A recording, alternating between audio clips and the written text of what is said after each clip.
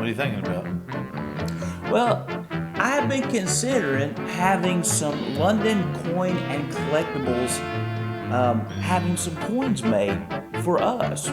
And I was thinking about making like a Smith and Hargis coin, putting Smith on one side and Hargis on the other side. I think it'd be a real pretty coin. I know who the tails would be.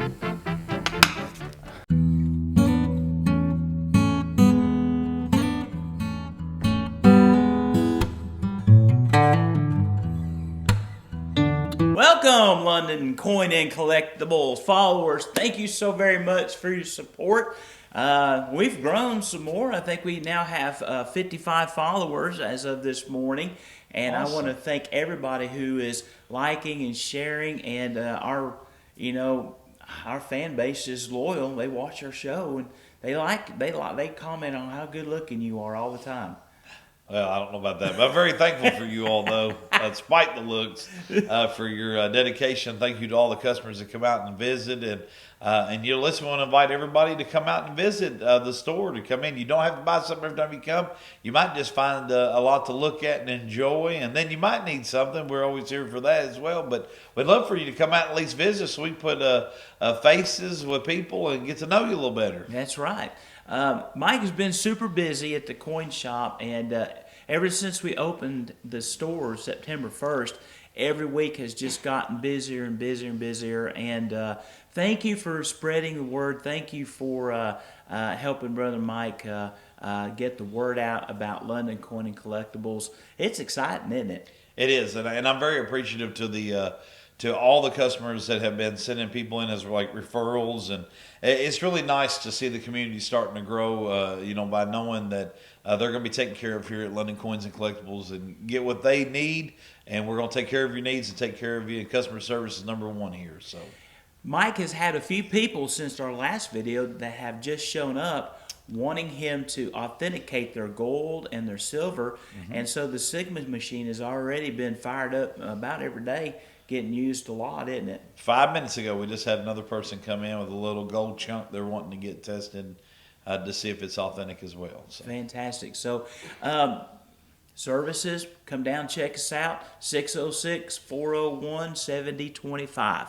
All right, so I asked Brother Mike if he would explain something to me, because I'm having a hard time with this concept, and I have lots of questions. And if I have lots of questions, you probably have lots of questions too. But I'm having a hard time in my mind, Brother Mike, separating out what mint sets are, because I know that there's like 3 different kinds of mint sets. Number one, what makes them different? That's the first question. Can you explain what they are to us?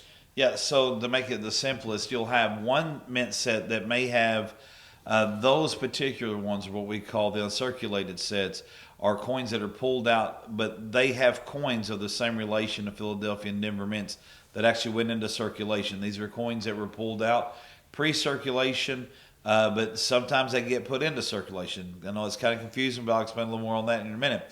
Then you have those that were set to the side, and they're the mint sets that come out of San Francisco. They were never meant to be in circulation. They are proofs only. In other words, they have the different background. They have the more glossier finish. They were made for collecting, really, is the best way to put it. And they're mint marked with an S, and they were never put into circulation.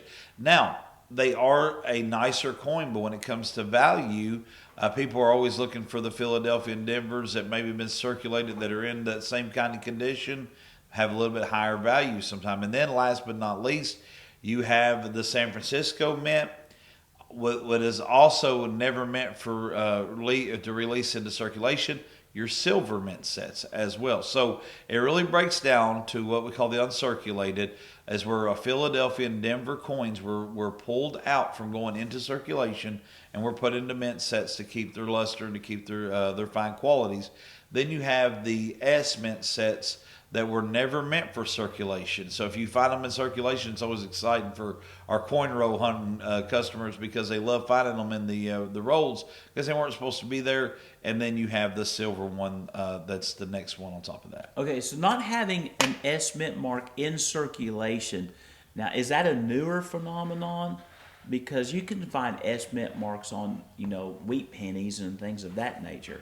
Yeah, that's more on the sets that were really started about 1970 and on was the ones prior to the San Francisco. Now you'll find the S mint marks on coins that were prior to, because they would release out mint sets, but they really didn't start getting real popular with the proofs, where they weren't doing any circulation to about 1970. Can you show us what that looks like?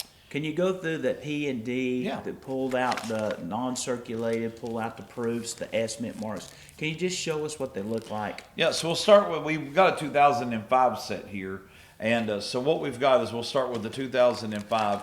This is a U.S. Mint set.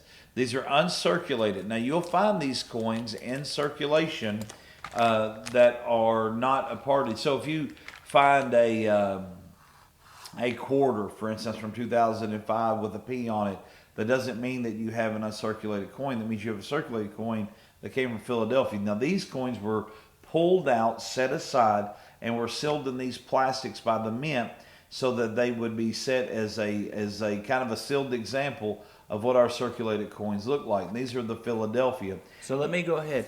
So these coins are actually like, another terminology, they're like Clad coins that were being printed for circulation. Right. But before they made it into the bucket, they pulled them out and put them in plastic. Right. Yep. That's the best way to put it. Yeah, they pulled them out. They got them separated out from the rest of their fellows, if you would, and they put them in this. And this is from the Philadelphia Mint, and this is from the Denver Mint. And this comes standard with a $50. It comes with $1.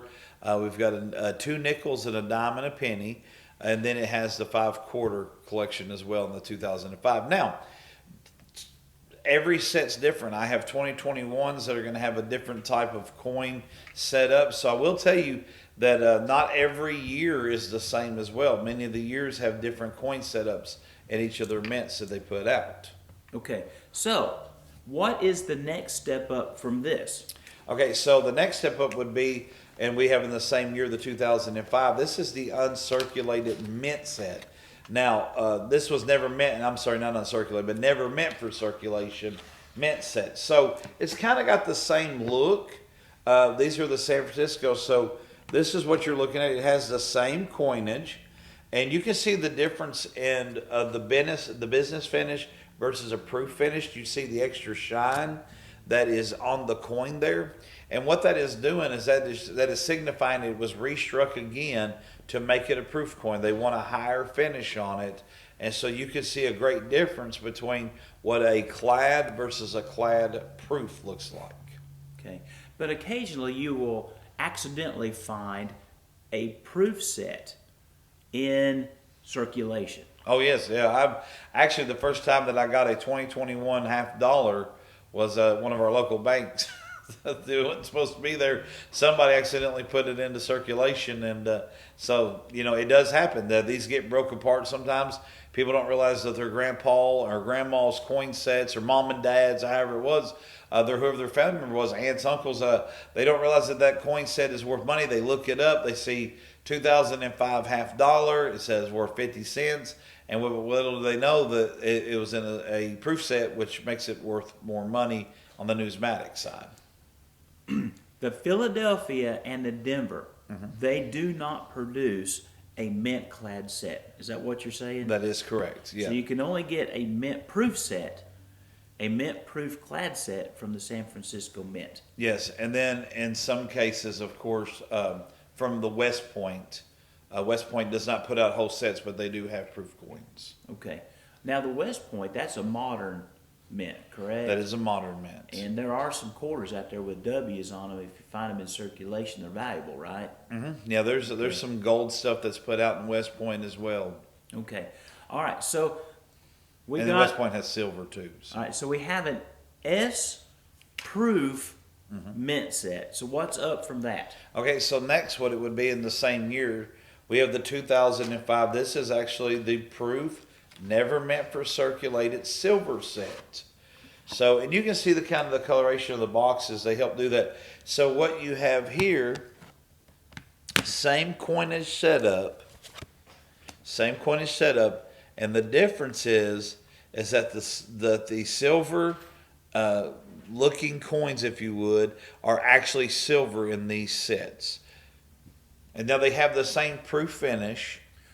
The penny is not, and the Sacagawea is not. And the nickels silver, are not. And the nickels are not. Right. The dime, the half, and the quarters. But everything else. So the pennies and stuff in the Sacagawea and nickels would be the same as in the proof set, Yeah. or are they even higher grade? It's a higher grade. It's a little bit heavier finish as well. You'll actually, if we can catch a close-up, we can put the pennies next to each other, you can actually kind of see that the dollar and the penny in this set will be just a little finer luster than what is in your U.S. proof set. So it makes it, so what they're doing is they're trying to give you different levels of collection. Not everybody's going to be able to afford a silver set. Not everybody's going to be able to afford a mint set. And I get that. There's some that's going to be starting out. They say, Mike, I'm not really interested in putting in the type of money that would get on those types of sets. Well, the great thing is we have the uncirculated sets. It helps you get in the collection. Got new really, really nice coins that are uncirculated.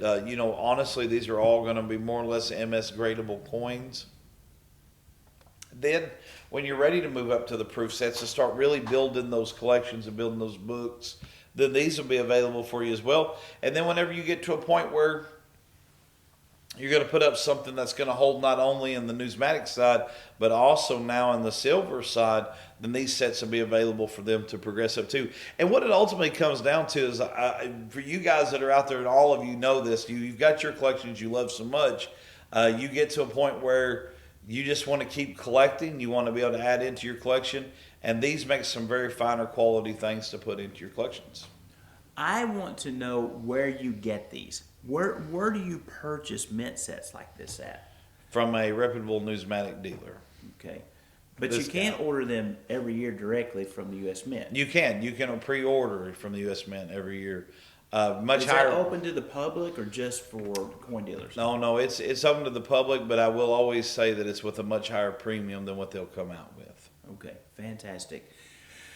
All right, so here's the big question, all right? Why would I collect this versus collecting old Morgan dollars or something like that? What kind of value does this have? Okay, so, number one, you have it for the uncirculated, so the numismatic, it's a higher quality coin. But also, how many times have you heard people say, well, I wish I would have started keeping my coins when I was younger, because now look at what they're worth. Well, that's the same thing you have here. These are going to get older, and as they get older, the things that are in circulation will be damaged and destroyed. These are preserved history. Yes, they're history for us right now. I have a son that was born in 2005, and it don't seem like 17 years ago, but it's going by very fast. But what we have is we have preserved history here. We have 17 years of coins that look like they were produced yesterday. 40, 50 years from now, whenever I'm able to pass things on to my children and grandchildren and you as well, these are great collectibles because they're the same things that we're getting enjoyed today by the Morgans, by the walking half dollars, the Benjamins, the stuff that's getting passed to us now. These are great things that we're going to be able to pass on historically later on. Silver is going to hold its standard. Coins that are uncirculated are going to hold their standard. They're always going to be sought after by collectors who wants a higher grade of coin. And what you have is 3 different levels of really nice, never circulated coins. All right. Can you find in these mint sets errors and varieties? Yes, you most likely. These were not rescanned for no errors or no varieties. In each year there's different ones. There's actually ones that have got the no mint marks, like they forgot to put the S on some of the mint mark sets, and those make those tremendously valuable. They have them that are DDOs and DDRs, and what is the double dies on either the reverse, which is the tail of the coin, or the obverse, which is the head of the coin. So yes, one of the great things that some guys look for, and some ladies will look for, is when they're buying these collections, they will actually take and scan them under a microscope. They're looking for not only a 2005 uncirculated, but they'd like to have that error coin or that missing mint mark or double mint mark. So it just makes collecting that much more fun, because you got all these nice varieties that kind of get thrown in there with the mix. Okay.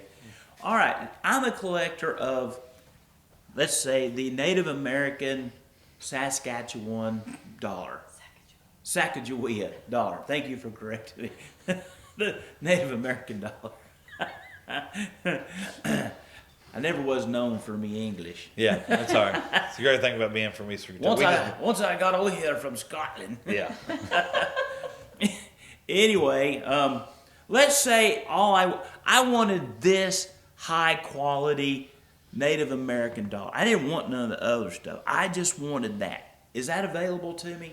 Oh yeah, you can buy those as individual sets. It'll be for people that have broken the sets up. They are out there. I mean, it's just So the mint doesn't sell that individual coin in that. no. The mint doesn't put those out as individuals outside of the sets. Okay, so a coin dealer or a private collector would have broken that up and then is selling the coins that they don't want out of that proof set. Right, and I actually get this all the time. I have one particular customer. He'll be watching these videos. I get to see him every Friday, and I love him to death. But he doesn't like them in these sets. He likes to pick and choose what coins he gets, and he wants them sleeved separately than what comes in the set. So you have a lot of customers that are like that. They only want the Sacagawea. They only want the $50. So therefore, over time, the half sets, these sets get broke up as dealers see fit to sell them like that. Okay, fantastic. Now, I have heard that these plastic containers here versus these right here, these will actually damage the coins. Is that true? Well, anything over time, heat, not putting them in the right place. But now I'm going to be honest with you.